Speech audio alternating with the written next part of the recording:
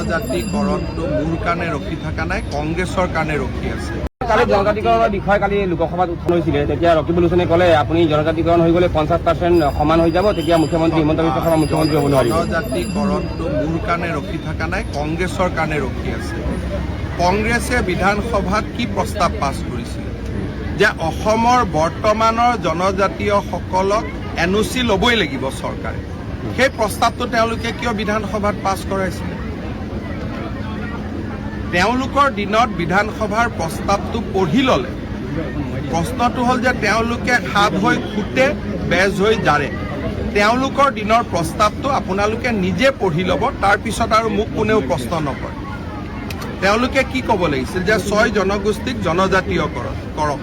তেওঁলোকে লগত লিটিঙা এটা কিয় লগাই থলে যে বৰ্তমানৰ জনজাতীয় লোকৰ ক্ষতি নোহোৱাকৈ সেই শব্দটো কিয় লিখাই ৰাখিলে কংগ্ৰেছে?